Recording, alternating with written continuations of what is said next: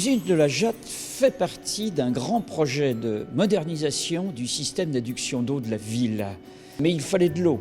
Alors la ville a cherché pendant un moment à acheter des sources jusqu'à ce qu'on lui propose une source située à l'origine de la rivière du Robec. Mais ça n'a pas été simple, car cette source alimentait la rivière et la rivière elle-même faisait se mouvoir les moulins. Et les moulins, c'était une des principales forces qu'encore au XIXe siècle, on utilisait dans l'industrie.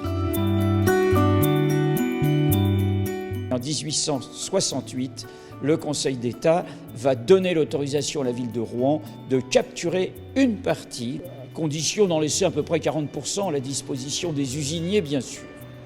On a installé le captage en réunissant 3 sources, notamment une source qui était la source des Cressonnières, et on va les conduire ici.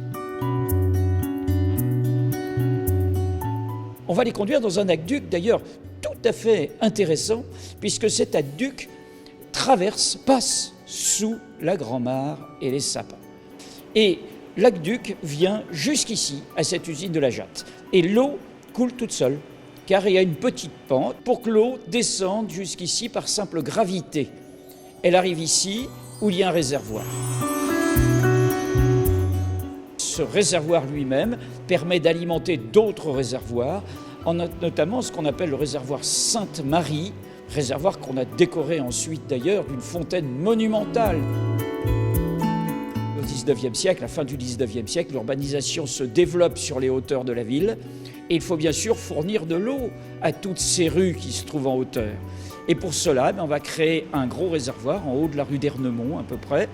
Et pour monter l'eau dans ce réservoir, on va construire cette usine, cette machine. Maintenant, cette machine Windsor n'est plus utilisée. On a des machines beaucoup plus performantes. En gros, on dit à peu près 20 000 m3 par jour.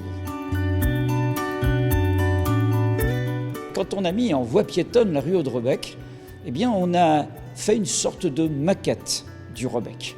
Ce n'est plus le Robec. Ce n'est qu'une petite imitation, une sorte de petit ruisselet en centre-ville avec une pompe qui permet d'animer un circuit d'eau.